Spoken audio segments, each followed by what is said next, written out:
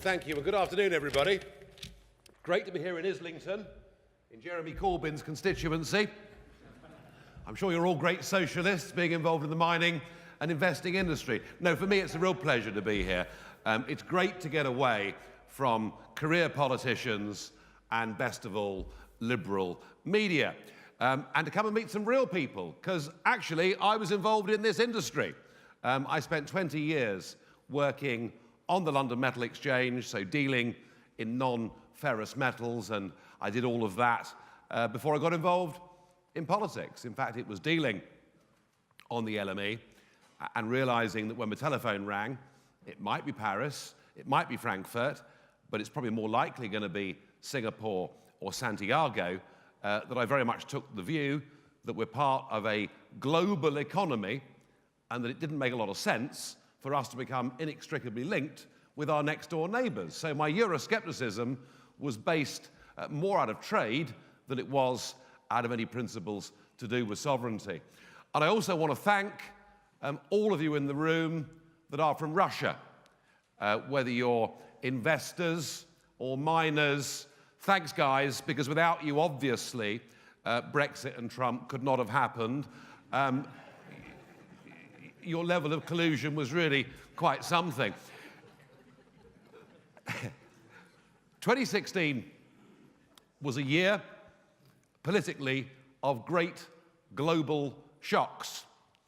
You know, first Brexit, and then, of course, the victory last November of Trump. In the case of Brexit, it literally was an instruction from the voters to the establishment to turn the ship of state around by 180 degrees, an instruction that said we've been going in completely and utterly the wrong direction.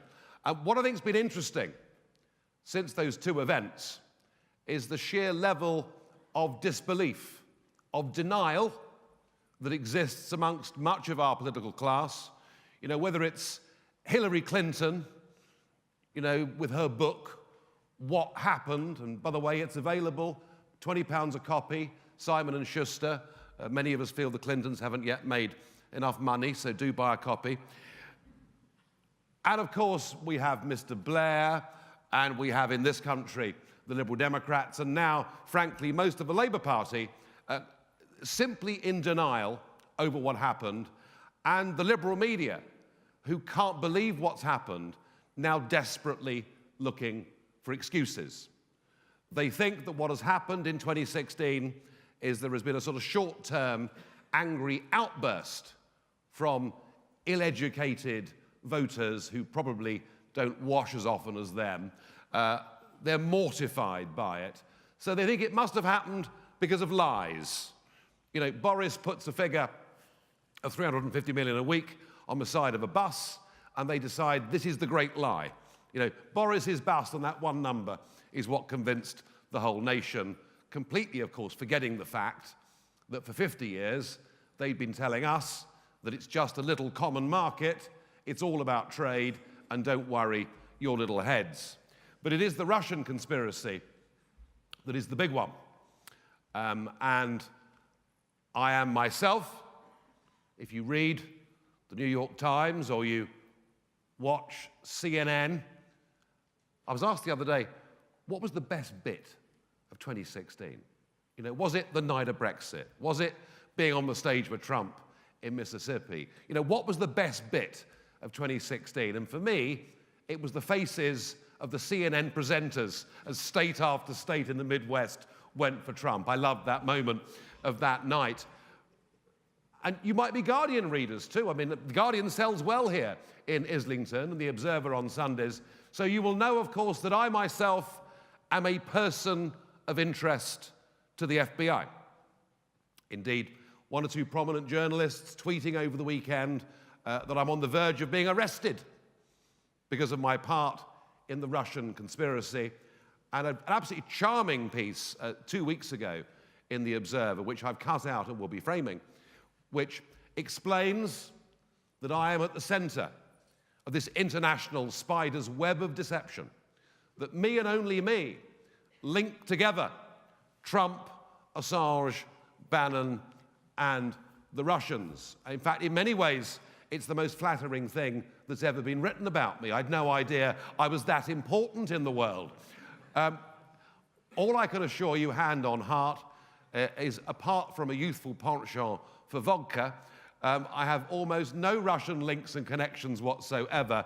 And the fact that they continue with these arguments, the fact they're still in denial, the fact they still believe that this short-term aberration of 2016 is going to be overturned, well, let me tell any of you who are tempted to think that the populace are on the verge, perhaps, of listening to the great and the good and are perhaps going to change their minds, let me tell you, all of that is wrong.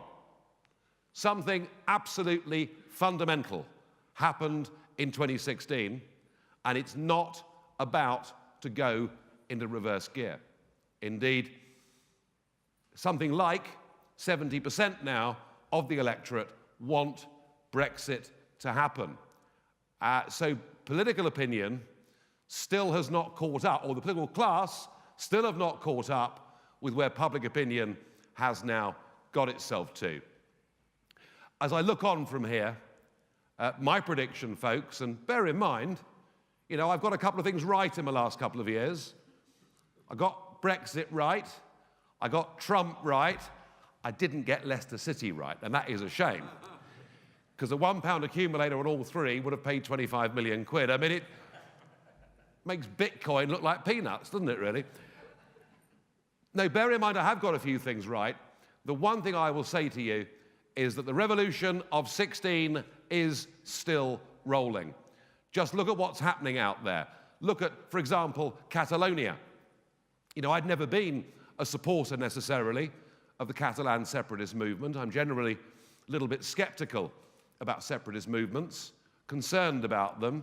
But when you go and try and vote on a Sunday morning to be beaten up by Spanish police and 900 people get injured, and all the European Commission can do is say they thought necessary force was used, don't be surprised that Mr. Puigdemont yesterday said that he thought that the European Union now was basically run by a group of corrupt and generally obsolete countries. So the biggest constitutional crisis in Spain since the 1930s is there upon us, now led by a man who seems to loathe Brussels even more than he does being ruled by Madrid.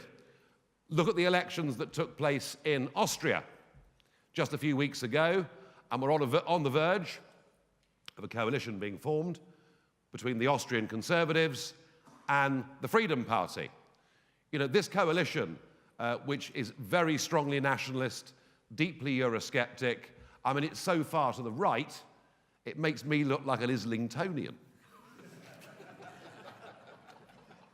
Look at what happened in the Czech Republic the other day, where an unknown, so-called loud-mouthed billionaire businessman is now about to become the Prime Minister. Look at what is happening in Poland. Look at what is happening in Hungary. We now see the European Union talking about infraction proceedings against those countries, and we see the leaders of those countries now beginning to describe the European Union as being rather like the Soviet system they left 30 years ago.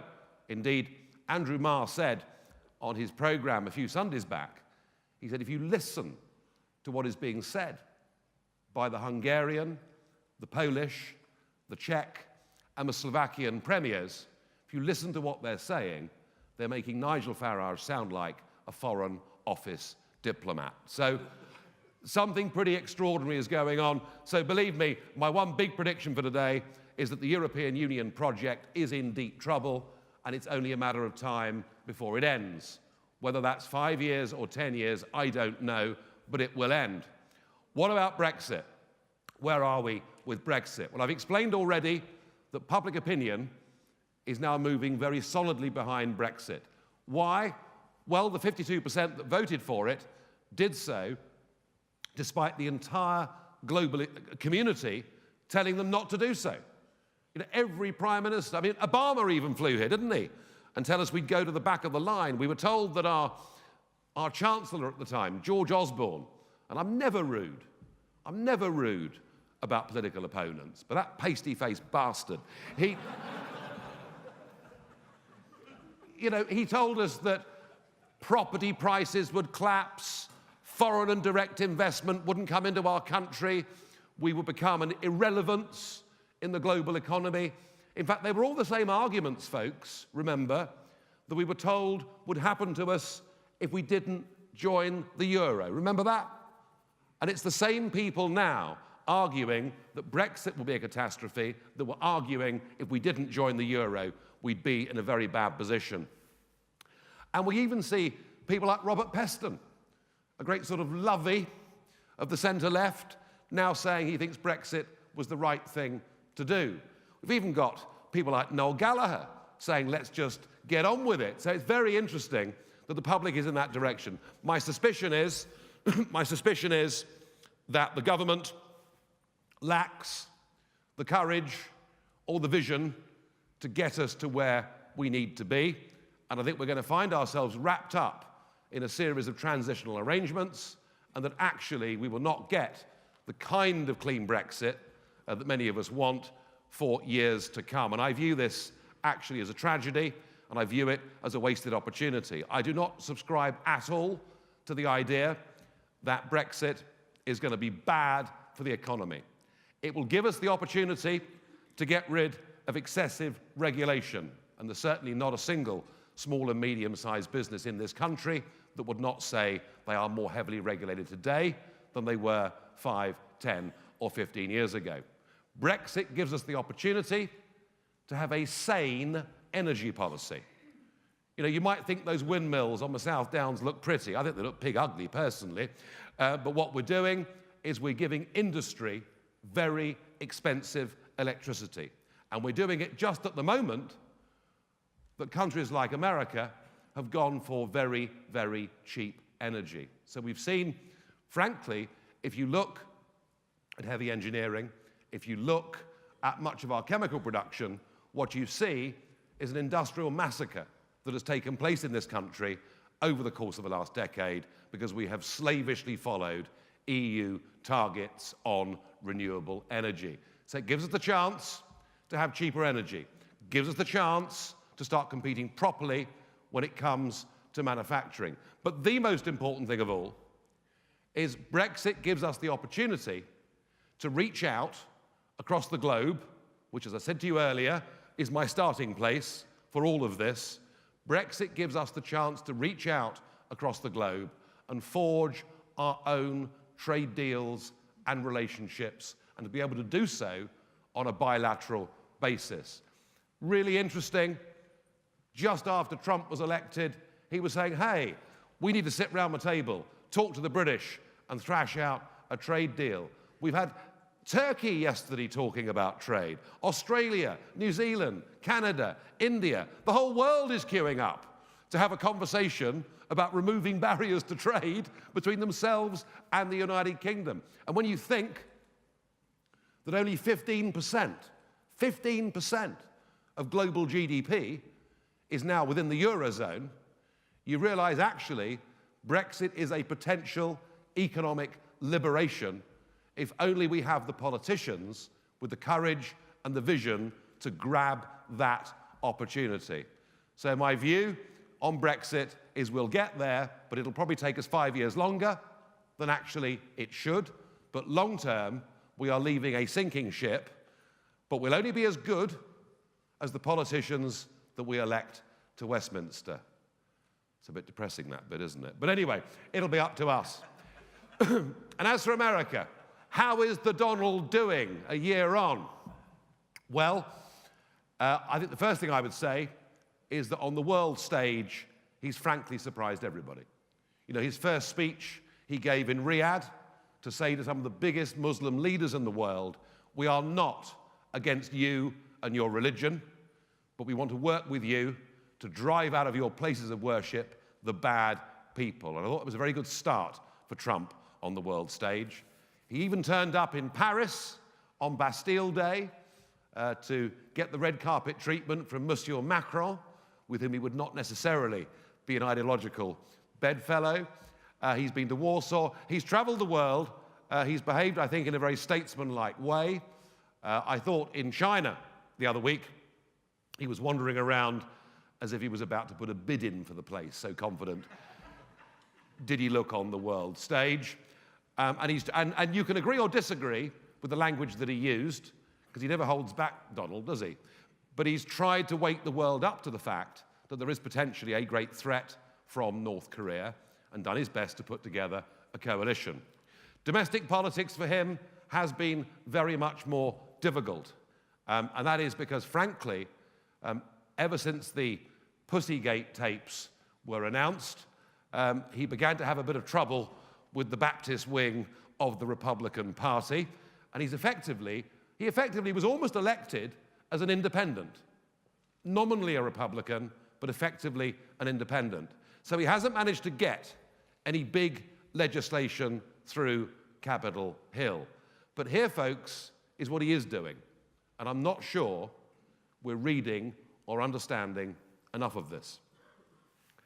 Just as a British government can put in place statutory instruments and can remove statutory instruments without necessarily having to go through Parliament, it's an executive power that the UK government has, so it is in America at a federal level and a state level for many of the regulations that directly affect business. And what is happening at federal and in many, many states in America is they have been, over the last 6 months, cutting excess regulation and cutting red tape. They are doing it. And if on top of that, at the end of this week, he manages to get the corporate tax cuts through the Senate, then you will also see, on top of supply-side reform, the kind of reforms that Reagan brought in back in the 80s, if you can get through the corporate tax reform, then what you're going to see are hundreds of billions, it may even be measured in trillions of dollars coming back into the USA and coming there, from depositories all over the world. What does that mean? Well, if he gets corporate tax, my guess is that we'll see the dollar very much higher in 2 years' time, certainly against our currency and against Western currencies than it is today. And that, by the way, is not something that Trump wants. He'd much rather have the dollar be stable to weak than be strong, but I don't think there's much he can do about that. But on the big picture, growth in America is currently running at a steady 3%. Growth in some states, such as Georgia, which has a very go-ahead, very entrepreneurial Republican governor, growth in Georgia has now hit 4.5%. These are numbers, folks, that we can't even dream of. And okay, we've seen the Dow Jones have a massive rally already. My feeling is that the bull phase in America has got a lot further to go. And I think this level of wealth creation, this level of confidence that Trump gives the business community in that country means that we will see, I think, over the next few years, a very big consumer boom that goes with it. And I guess for people here who are looking at commodities and commodity prices, and should we be bullish or bearish of commodities like copper, I have to tell you, personally, I feel the most bullish I felt about copper for some years. I think commodities have got a fair bit higher to go, and I think that growth and that demand will be led from the USA. So to recap, I had a bloody good 2016, loved every minute of it. The establishment hated it, can't get to grips with it. The European Union is in more trouble now than it's ever been. That will continue. Brexit will happen, but it'll take longer than it should. And America, under Trump, is off to the races. Thank you very much indeed.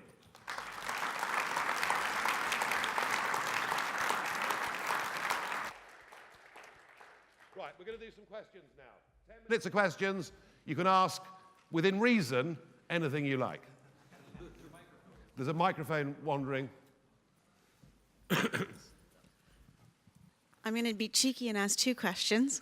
The first one is, given how long it's going to take to get Brexit to actually work, given the present political status, does UKIP intend to do anything to try to change that? And the second question is, do you think that something can be done post-leaving the European Union to increase productivity in the UK and to potentially bring down tax rates, corporate tax rates, the way they're doing in the US? Well, don't forget, on corporate tax rates, all the Americans are doing is playing catch up with the rest of us. You know, corporate tax rates in America are currently at 35%. We've been through years of corporate tax rates coming down. One of the things that Brexit does is give us the ability to have genuine sovereignty over corporate tax. You know, right at the moment, you can trade in the UK and perfectly legally pay your corporation tax in any other EEA country, which is why countries choose Switzerland, or many countries choose Ireland. So we will get genuine tax sovereignty back. Personally, I'd like to see our corporate tax rate be as competitive as Ireland, you know, at about that kind of number. That's where I see it. In terms of the current political situation, well, look, you know, Theresa May is just about holding together two warring wings of a party who fundamentally disagree with each other. What holds them together is the fear of the Islingtonians, namely Corbyn and of course MacDonald, who is basically a Marxist and who would take us back to the 1970s, would take us back, I fear, to super taxes, and it would be very bad news for the economy. If anyone tells you that there is great uncertainty overhanging the British economy because of Brexit, actually, whatever uncertainty Brexit may have created is as nothing as the concern that people have since that June election of what might happen if we get Corbyn. So we're kind of stuck a little bit in political deadlock at the moment. And they did launch, just to answer your last point, they did launch a new industrial strategy last year, and they talked about productivity. Look, one of the reasons our productivity levels have been as poor as they've been is we have become, over the last 10 to 15 years, the cheap labor dumping ground across the whole of Europe, and that has driven productivity down. And we've done it at a time when we've massively underinvested in genuine skills. You know, if you talk to an engineering company, they actually have to have foreign workers because we're not producing enough high-tech Britons, men and women, to do those jobs. So what has happened through our education system is woeful. I blame Maureen Lipman for all of this. You remember the advert, don't you? Oh, you've passed an ology. Well, he's got an ology, dear. Well, there are too many people out there with ologies and not enough people out there with trades and skills. But changing that to lead to a more productive workforce in Britain isn't something you can do in 2 years. It actually takes 5 to 10 years to get those educational system, that changes coming through the system. But boy, we do need to do it. Okay, any more for any more? Where did I see a hand? I see a hand in the front row there. Thanks, Nigel. You say a strong US dollar, so does that mean a weak gold price? I said a strong US dollar if he gets the corporate tax cuts through. That was conditional. That was conditional. But I think if he gets them through, I would feel better position. I mean, I wouldn't want to be short of gold, but I get what you're saying. But I would feel the dollar would be a very, very good, strong place to be invested over the course of the next couple of years if those cuts go through, because there is going to be a global dollar squeeze. That is what is going to happen, and it's why perhaps, you know, what is happening on Capitol Hill on Thursday of this week is one of the most important moments in the 4 years of Trump. It's a vote that really matters. It's a vote that will fundamentally change the financial situation in the United States of America. It's a vote that if he gets it through, if I'm right in thinking about these vast sums of money that will flow back to America, the revenues that will come from it, the ability with some of that money to fulfill some of his pledges on the infrastructure projects, there's one in particular, isn't there, we are going to build a big, beautiful wall on the southern border. Well, but you know, whether you agree with it or not, that's what they voted for, isn't it? And he needs to be seen to have fulfilled those promises. And that's where the revenues for that kind of thing, I think, are intended to come from. So I think, you know, we're at a very big moment. If it happens, dollar goes higher, is my view. Absolutely. It's all front row. Thank you. You addressed the issue of US taxes, and that to some extent relates to Britain as well. They're arguing whether they should be 35% or 22% or whatever. But why nobody even asking the question why there should be a corporate tax at all? And there is an example, actually, by finding coincidence, within the European Union. There is a country called Estonia, a tiny country in the Baltics, which has a zero corporate tax. Maybe because it's so small, nobody knows about it. But they have a zero corporate tax. Just imagine, what does it do for companies reinvesting the profits? Obviously, when you take money out of the company, they do tax. Why? Nobody asking the question. Yeah, What do you think about that? Would it be not a bad idea? I do understand what you're saying, that corporation tax, particularly for small and medium-sized companies, is a direct disincentive to reinvest money in the company. I get that, and you're right about Estonia. Not only that, of course, but Estonia, of course, has a flat tax system, which it introduced in the way. Are you Estonian? No, but I know about it. Well, just say you are, for God, you're ruining the story.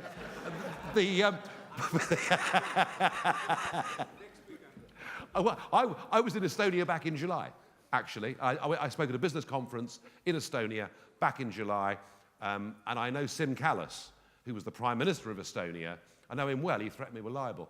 But I met Sim Kallas once the legal wrangle was over, and he described to me what a flat tax system had done to the incentives for people in Estonia. And it kind of links back a bit to productivity, to incentives, and suddenly, because there was flat tax, and they'd come out of the dead hand of communism, I mean, the economy went crackers during the 1990s because of all these things. Politically, a country like this is not ready for flat tax, and it may not be ever. You know, it believes in some form of graduated tax. But, and here's the bit that gets me down, you know, anybody on quite a good income that is coming in from more than one source has to employ an accountant.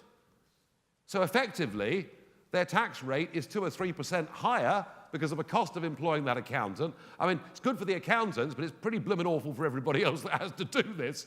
And, you know, we've now got a tax code in this country running to about 14,500 pages. And with every single budget that gets passed, we see yet more tax complexity. And whilst Trump's attempts to simplify the bands from 7 down to 4 may appear to be modest, I tell you what, it is at least a step in the right direction. Okay, I'll do one more, and then you're all off for lunchtime pint or whatever. Yeah. Given everything that's happened. There's a mic. Just grab the mic.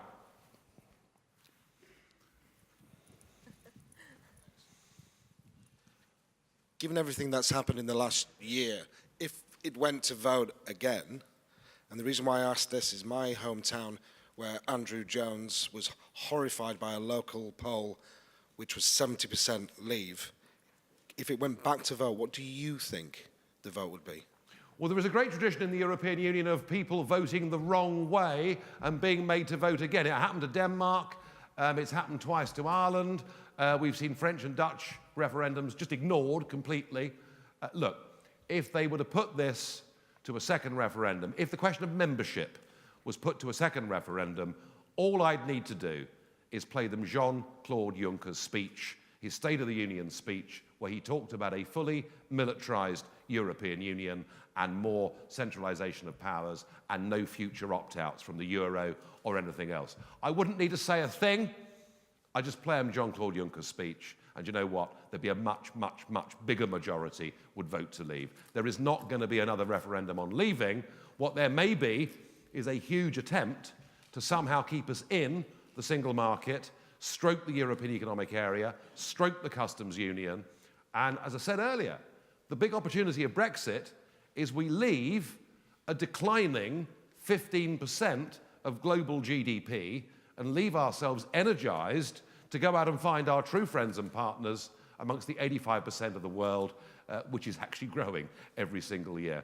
So I don't want transition, I don't want delay, I don't want to pay 40 billion sterling, I don't want any of that stuff. I mean, frankly, we're reaching a point where the British Prime Minister needs to say, look, either start to behave reasonably, either start to behave in a grown-up way, or you can just sling your hook and we're walking away.